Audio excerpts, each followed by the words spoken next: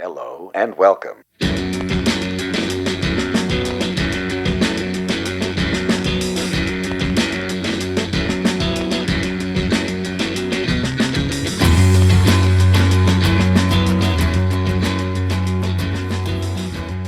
All right.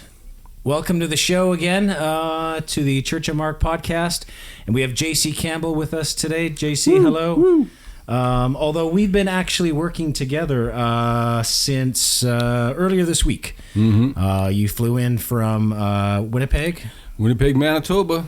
And you were born and raised in Winnipeg, is that correct? Yeah, Okay. Born and raised north end of Winnipeg. Spent good amount of my time in Winnipeg, and then when I got a little bit older, moved out of there. Shoot. Okay. And you're in Steinbach now. Yeah. And how far away is that from Winnipeg? That's about, well, depending on where you're going in Winnipeg, but around 45 minutes to an hour. Oh, okay. It depends how fast you drive, I guess. Yeah, true, yeah.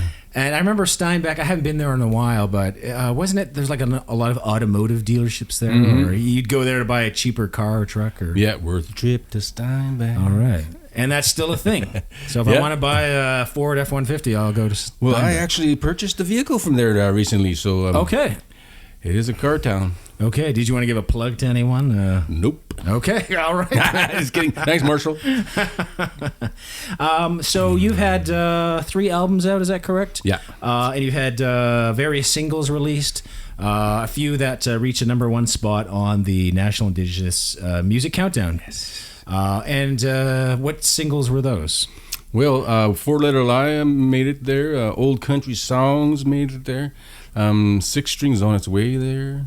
Hey, Right, that's currently on the charts. I forget where it's at this week. I already voted for you, though. Yeah, I did my voting, too. Okay, great. And then, I think it's in the 30s now, maybe? So 34, I think it was last I saw anyways. Okay, so we'll push it to #1. 36 or 7.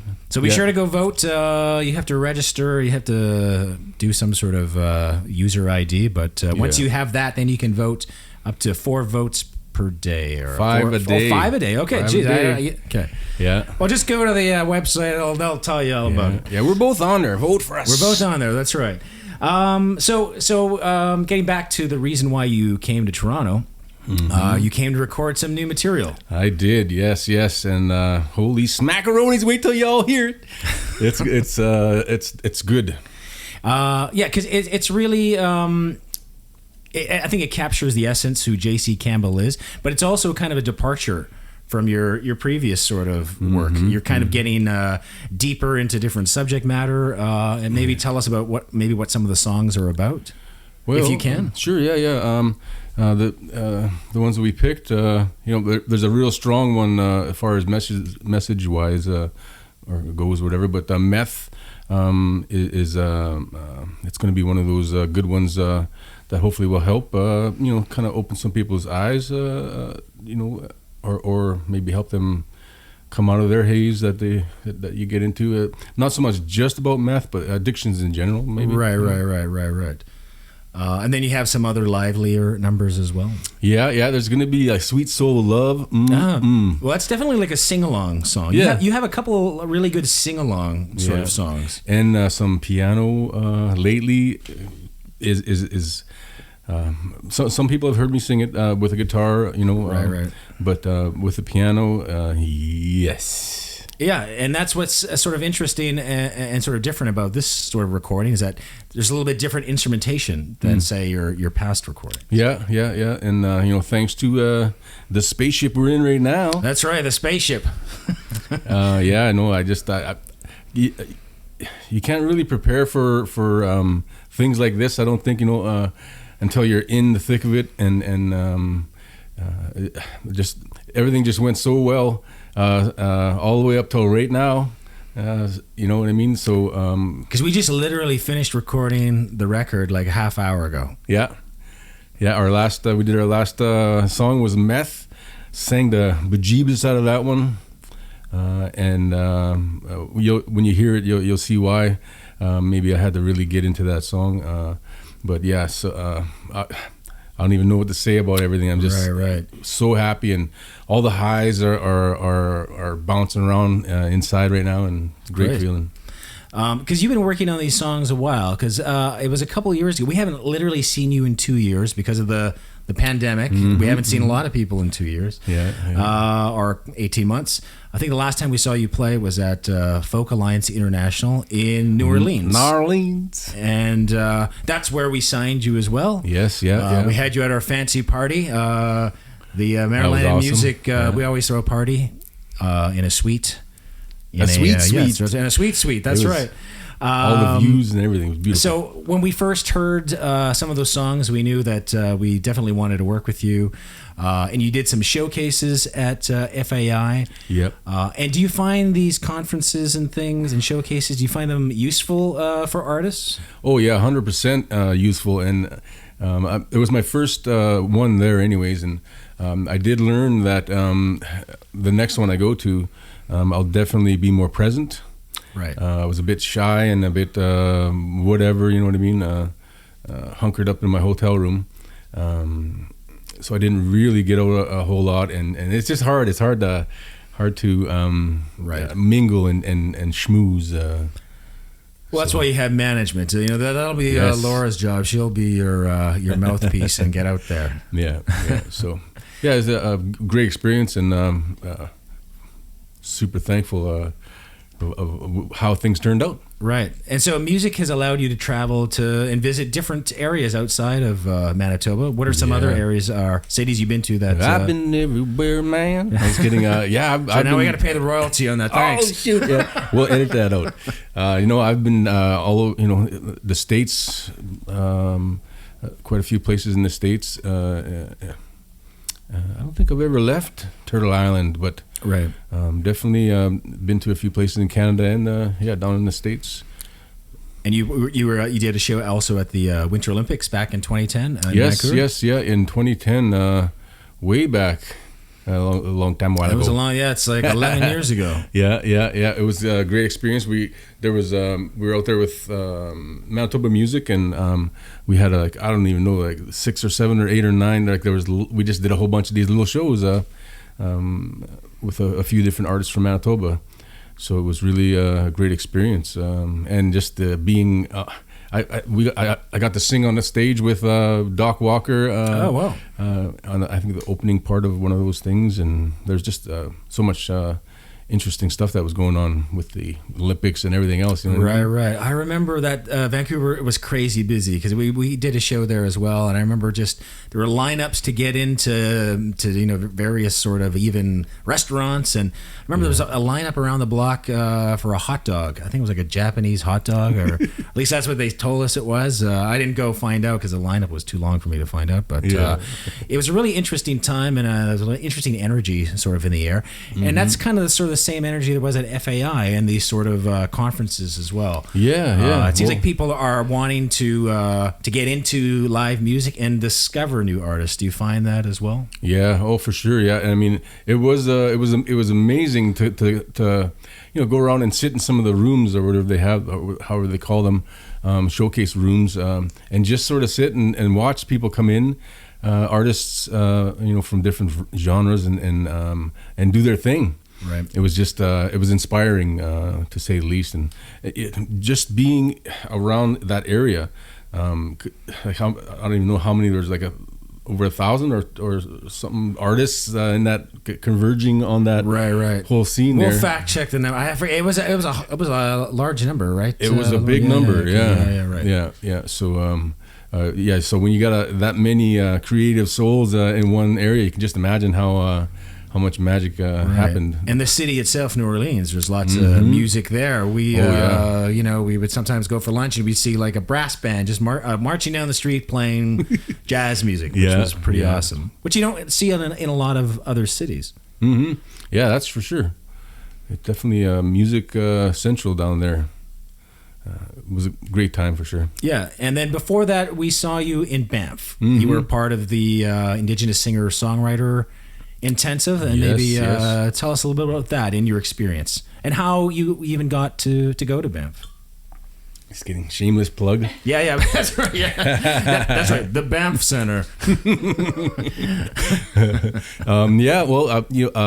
Through my music what are they called again? Manitoba Music. I guess I was calling my music helpers. Okay. Over in Manitoba there. Applied to take part in the, I guess it was the first one too, inaugural. That's right. I wish I could pronounce the inaugural. The name of the... Oh yeah, right. They had a special name. Yeah. And I don't have it in front of me at the moment. We'll look that up and we'll post that later, as well as the link to the Banff Center as well. Yeah. Oh my goodness, what an awesome place it was. Hey, yeah, absolutely. And some magic happened there. Incidentally, I think that was really a great time recording in that big studio. And it was like a multi-million-dollar studio. Yeah.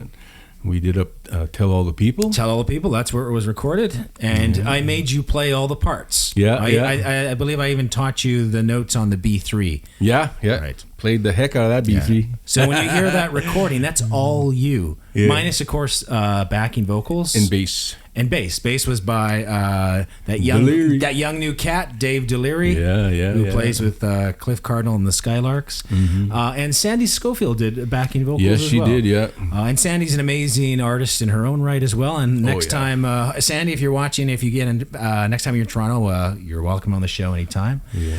And there was a bunch of other artists. Like, holy moly. There was, a 10 or 12? International, all over the place, right?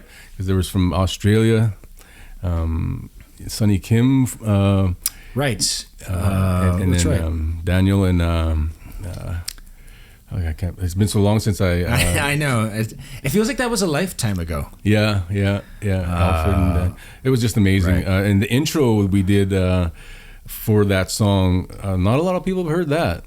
Right. But it was amazing. Everybody just kind of put their little sauce, sprinkles.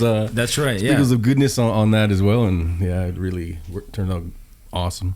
Yeah, and it was a great sort of support from the other artists there, as well as faculty, because in addition to participants being there for the program that you were in, there's also people that were part of the recording engineering sort of component as well. Yeah. And there was a lot of great engineers that worked on the session. Yes. Like Jojo, who's also an amazing artist in her own right as well. So there was a lot of great, resources and talent, I guess, to draw upon. Yeah, for sure. And quite a few of the other participants came out with sort of product or really good demos. And I see Kay Aloha, who was there. She now has a single out. Getting it. That's right. And she recently was just added. I heard her on Sirius on Channel 165. Yes, so yeah. It's good to see people that went to the program and now they're doing the things that they had set out to do, including Terry Morrison. She also just released a CD. And Rhonda Head, yes, Terry, Rhonda. Oh, yeah, Terry, awesome. It's great. Great group of people. Dale Mack was there as well. Dale Mack, that's right. Yeah, so many great people. Yeah. Hopefully, we're probably missing some. Lila Gilday, of course. That's right. She was part of the faculty. Yeah, that's right. Kenny Starr. But yes, thankfully we have a rich amount of talent to help us through that experience there, yourself included. All the well, I just told people what to do while sitting on the couch. Yeah, do that. No, don't hit that chord now. Yeah, that's right. But it was an amazing experience, and man, I would just love to be able to do that again because it was just all music. It's all music. That's right. 2 weeks, 3 weeks actually. 3 weeks. That's right. Yeah, I lost a week there. And what was really great about that program is that they had the live performances. I believe it was on the Wednesday. Yeah. So the participants that were working on their songs, they had a chance to perform them live in front of an audience in the cabaret with a professional sound crew. Yeah, that sounded pretty tight. Yeah, and you did a performance, and then you also sang with someone else. I think you were singing with Kay Aloha. Yeah. Trying to, anyways, accompany that massive talent. But it was super cool. I mean, especially playing the few songs that you're creating, as everybody was doing there, and then I can remember the feeling after being done, much like today's feeling after finishing recording Meth there. Right. Just that. That's right, recording Meth, not finishing Meth. Yes. I'm doing Meth tomorrow. So just kidding. But yeah. So just that feeling of wow. You know, you just can't believe how fortunate you can be in music and doing something you love. Yeah, and it was everything. You didn't really have to leave the campus. Like they had food. There was your 3 meals. Yeah. The Mac Lab where everyone went Tasty to food, have a everything. couple of drinks. Yes. IPAs. That's where That's right. Fell in love with those. And there was all the elk. I remember that time that were like on site on campus. Just walking around. Yeah. I took a ride on one. Got in trouble. Okay, I see. Just kidding. I didn't mess around with those cats. Yeah, you don't want to do that. They'll probably kill you. So what was, I guess, the most difficult challenge of being at Banff for 3 weeks? Being away from family, of course. Right. That's definitely the main one there. It was a bit of a time as well, dealing with things, in life, on top of trying to be creative and do the stuff. It's just how it is, right? Life doesn't stop when it's time to make music. Life is going to keep going, and troubles and all that other stuff doesn't go away. So it was a good time for sure. And yeah, it was definitely tough. You miss family. Right. Yeah, when you're away that long, and I think that's the first time I was away that long. Oh, okay. 3 weeks. Right. That's a long time. And my little guy, he was still pretty young. Okay. As well, and so it was just awesome. I guess that's the hardest thing for any musician, whether you're spending a residency at the Banff Center or whether you're on tour, because some tours last months. Yeah, can you imagine? And that's can be very difficult, of course, on family sort of life, and if you have a partner. What I guess so. The 3 weeks, that was the longest you were away. You haven't done any tours that were like crazy. Not that long. Okay. I think the longest kind of tour thing might have been like a week or so. Okay.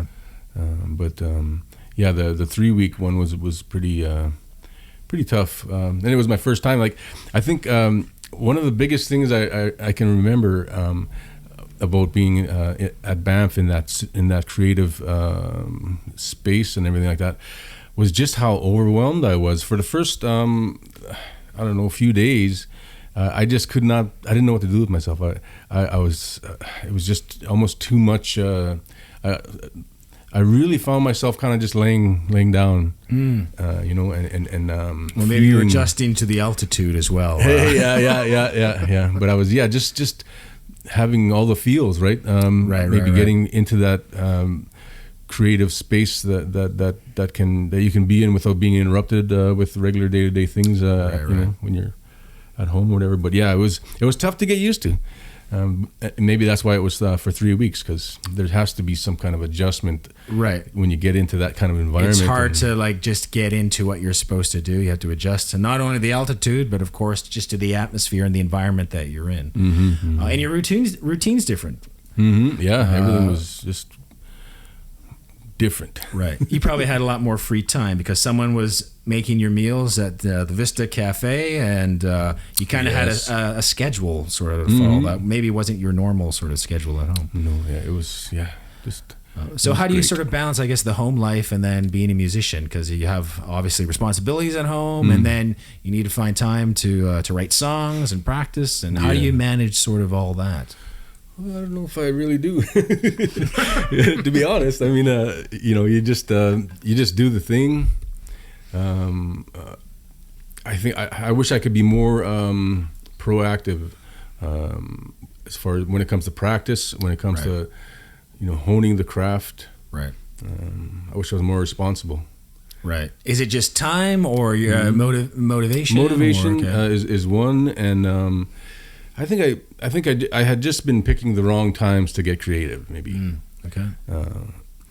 And plus with the pandemic and everything, and things, things in the last while, anyways, were just kind of it just seemed like I wasn't putting pen to paper. Right. In writing new stuff. Right. But yeah, I don't even know where we were going or what happened there.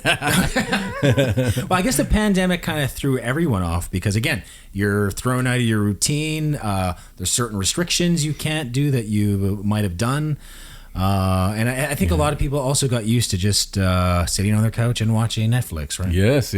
I definitely got my fill of just zoning out. Hey? Well, so did I. Hey, yeah. That's why I had to do the podcast show, so I wouldn't zone out all the time.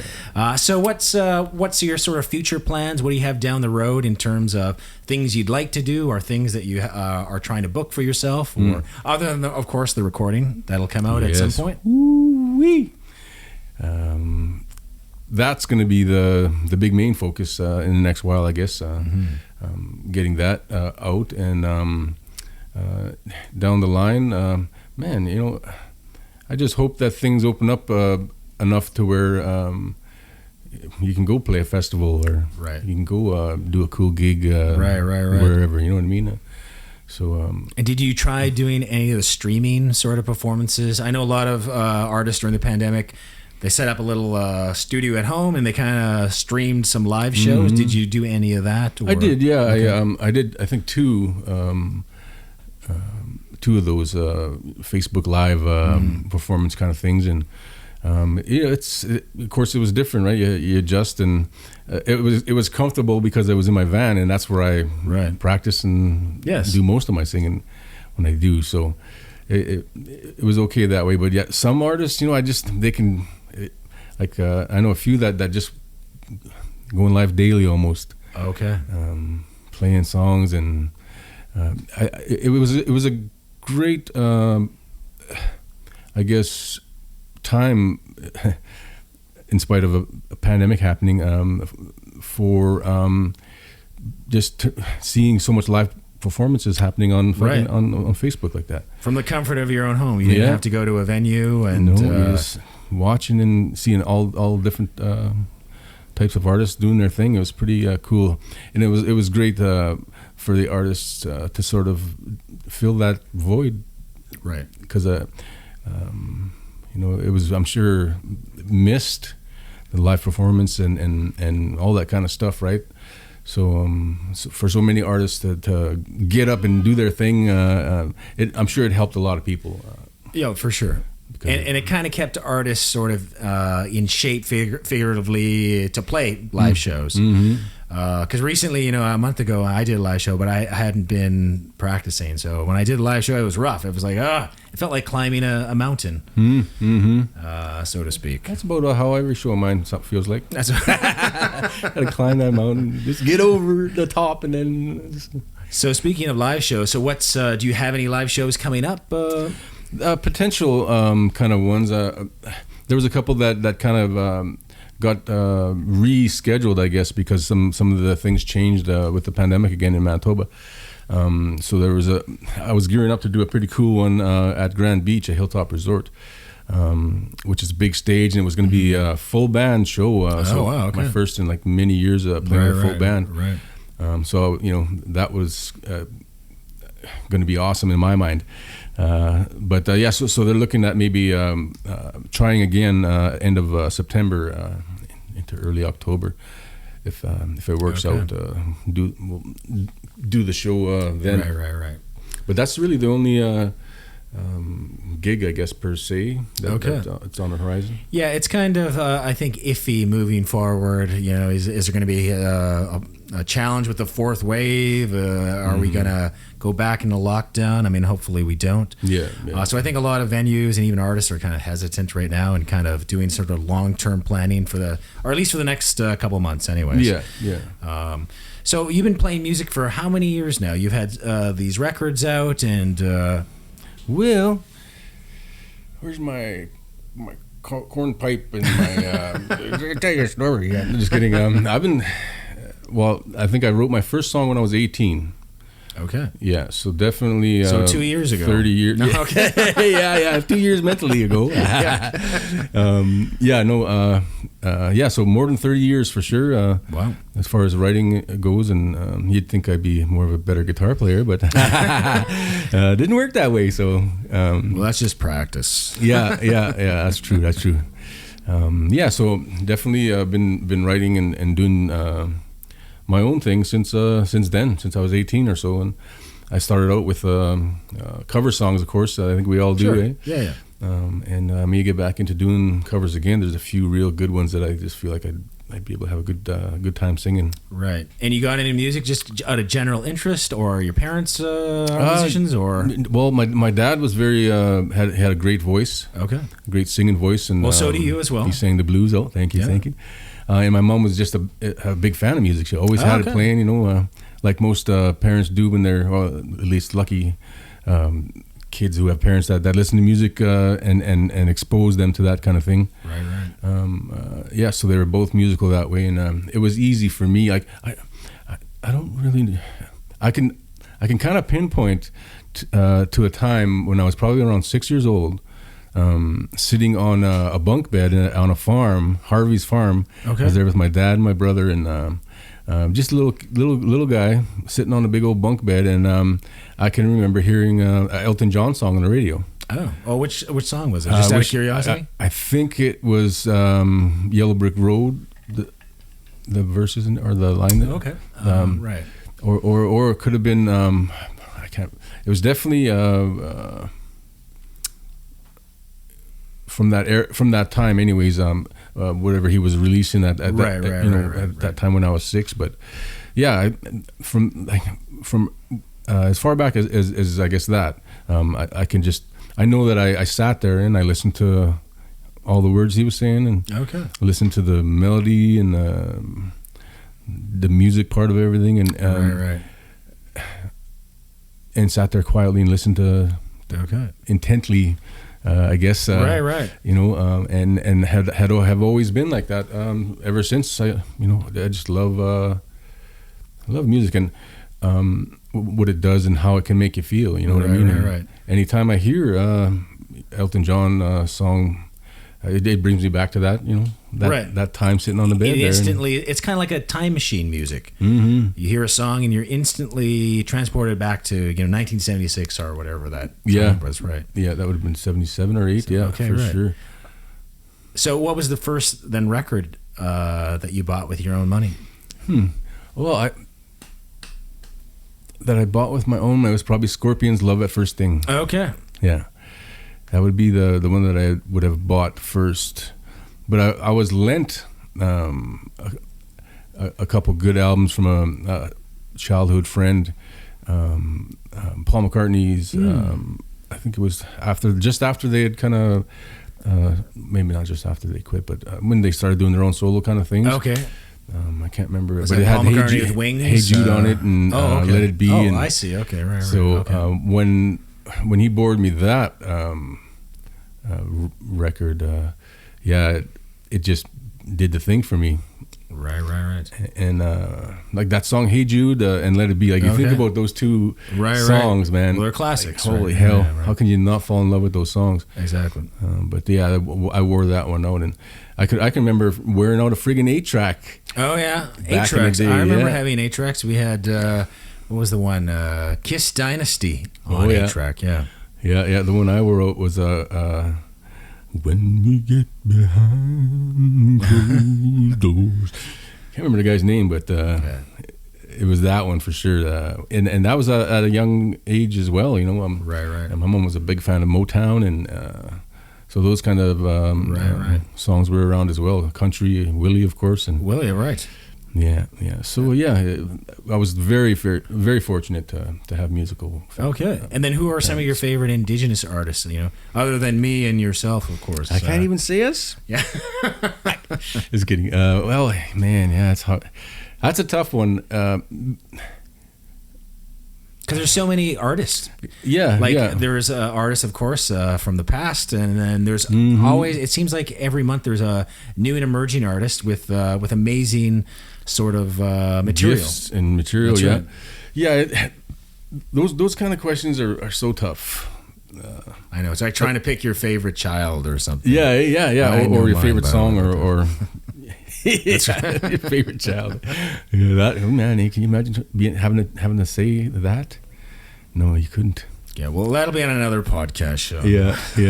But I'm just I'm happy when I see any Indigenous artist doing their thing and getting it. Yeah, because the industry has really grown, especially in the last decade.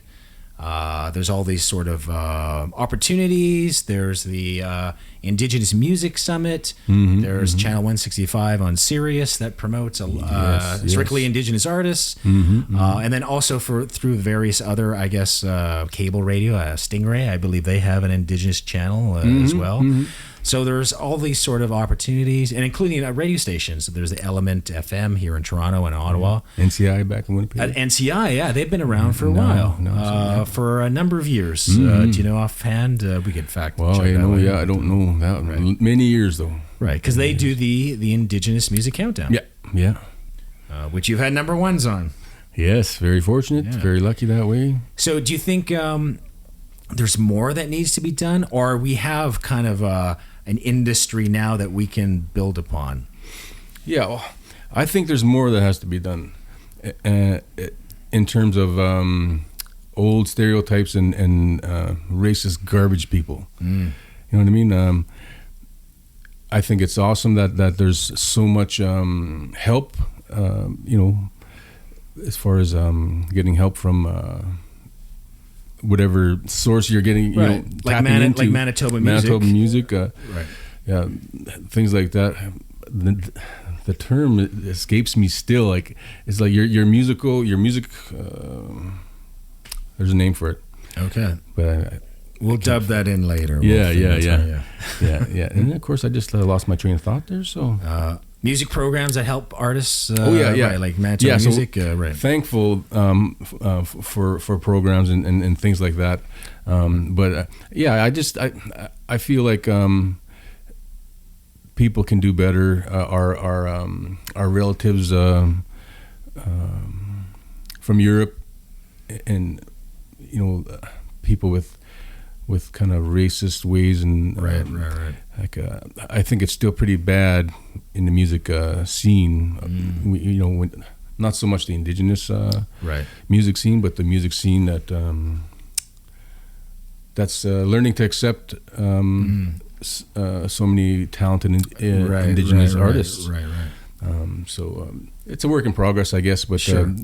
You just need to smarten up. Right. And is there a lot of performance opportunities back home in Manitoba? Yeah. There's I guess a good amount. It's all what you go out for and get, I guess. And yeah. And it must be competitive because there's so many different Indigenous musicians in just the Winnipeg area alone. And is everyone vying for the same sort of gigs, or is the community supportive? And I mean, I don't know. There's definitely lots of gigs per se, but it's not really a lot of people fighting for it. Okay. Not that they don't want it or whatever, but the artists, at least the ones that I kind of know in my circle, there, everybody just does their thing. Okay. One of the cool things, though, I think, is you get a lot of gigs where it's all just Indigenous artists. Right. So you can go and watch a whole slew of very talented individuals do their thing like that, and that's pretty cool. Great. And do you have any advice for new artists, emerging artists that want to get in on the scene? Like, learn from your mistakes? Or Well, first thing is to get to a music, whatever they're called. Manitoba Music, if you're from Winnipeg. Like a music organization. Or, I'll look that up right now. I can't believe it's just, I can't think of the term for it. But that would be the very first thing that I would sort of recommend to someone new on a scene like that. So they describe themselves as a not-for-profit industry association. So your music industry association. Okay. Association. Right. So you're saying contact people like this because they have resources and information? Yes, a wealth of knowledge and resources. And I think another one would be to not be afraid to reach out to other artists. Reach out to your heroes. Okay. People that you look up to and inspire to be like. Because as artists, what are we going to say? No. I don't want to talk to you. Right. Well, some people might. Yeah. Right. But I guess so it's just I think very important to to do that. Get part of an association. With all those resources, and don't be afraid to reach out to other artists. And just give her. Keep on keeping on. That's right. Because things like Manitoba Music and in here Ontario, I don't know what we have. I'll look into it. They're very helpful, and they even kind of help set up showcases. And do they assist you with grant writing too, or at least they do? I mean, because they have seminars and workshops. Yeah, all online as well. But all kind of awesome things that you just have to be a part of and learn from, and all that other stuff kind of just happens, Right. So you've been in Toronto now for the past week, and when was the last time you were in the Big Smoke? Oh, I played at the Harbourfront. Oh, Harbourfront Center, right? Yeah. When was that? And that was a long ass time ago. Okay. Was that for Planet Indigenous? Maybe. Okay. I was the AD in 2012. I don't remember if you played when I was the AD, but then again we had like over 300 artists, so I can't remember everybody. Sorry, everybody.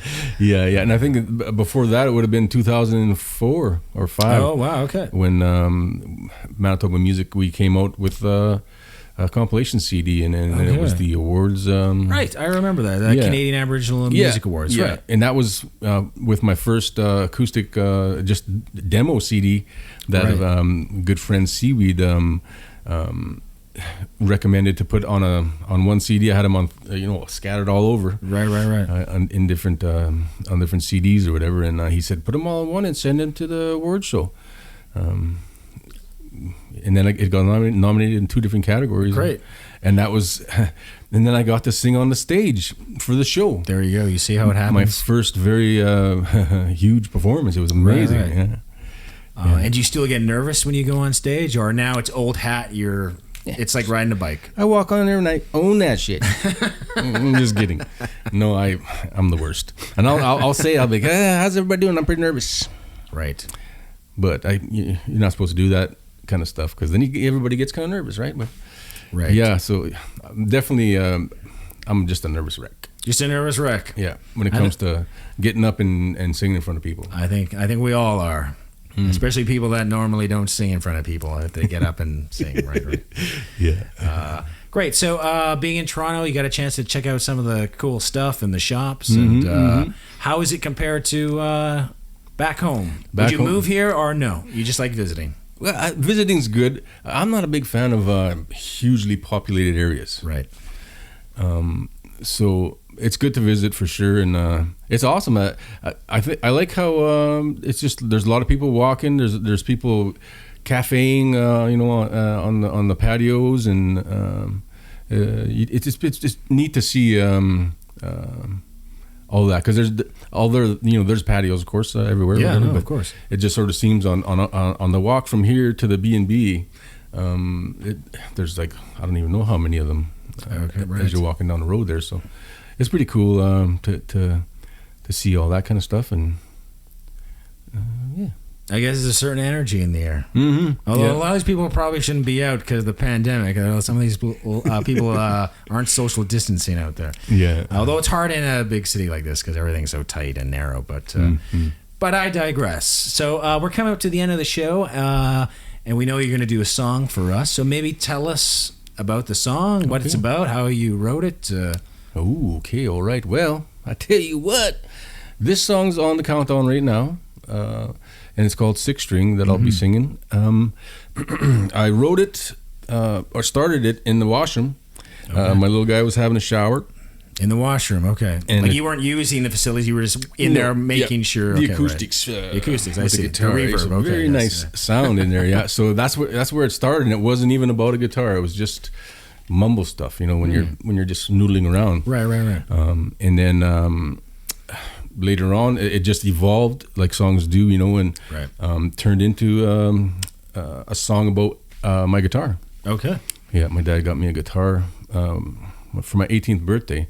And what kind of guitar was it? It is a Fender Catalina. Fender Catalina. Actually, I know someone who owns a Fender Catalina. If they're watching Ron Skinner, that's a great guitar. Yeah. Oh, yeah. I've written every damn song that I have on that guitar. Oh, great. Yeah. Now, but I have a new one now that I've written a couple. But yeah, just about every song that I've ever written was with that guitar. Okay, great. Because that's when I started writing, when I was 18, right? Okay. And you still have it to this day. It's vintage. I do. Yeah. I left that poor guitar in vehicles after partying with it and overnight in the winter. But it still took you back and loved you. It's all cracked up. Right. Hey, yeah. Well, you could get the guitar serviced. I think I definitely will. I definitely will get that, get it revamped and back in. It still plays great, stays in tune awesomely. So it ended up being about that guitar, and you'll hear the lyrics anyways, and you'll see that the guitar literally saves lives. Okay. The instrument, or any instrument, any music instrument, I'm sure it saves lives, because growing up, if I didn't have that kind of outlet, like a lot of my songs in the early days were sad. Right. Sad songs, and I don't know if I was a sad guy at all, but they were just sad songs. And I can remember times where I was so mad or so going through those adolescent changes that I was, I needed that. It was therapeutic. A way to release that negative energy. Right. So, so it ended up being about that guitar anyways. And 6-string, it's one of my favorite songs, I guess. Great. Well, we're going to switch over to the live set now, and JC is going to play that song for us now. Yeah. Here's a song called 6-string.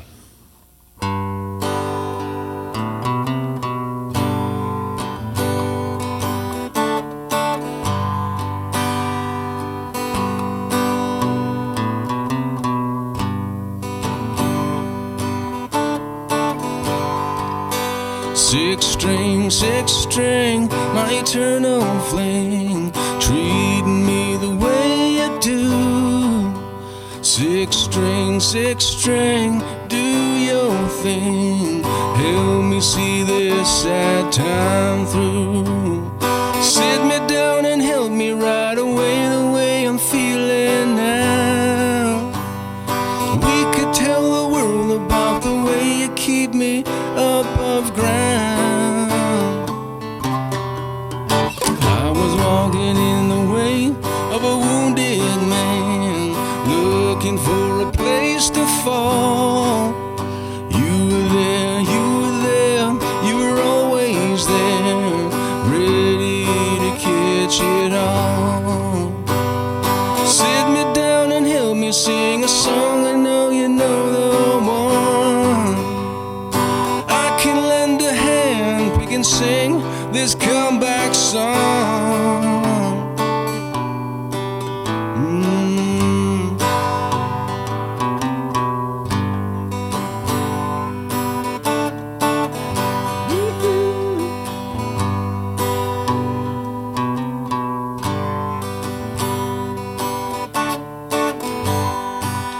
I'm feeling better by the second, by the minute, when I hear you ring. You're my friend, my heart defender, you're the mender with the joy you bring. 6-string, 6-string, my eternal fling, I love the way you love me too. 6-string, 6-string, do your thing, help me see this sad time through.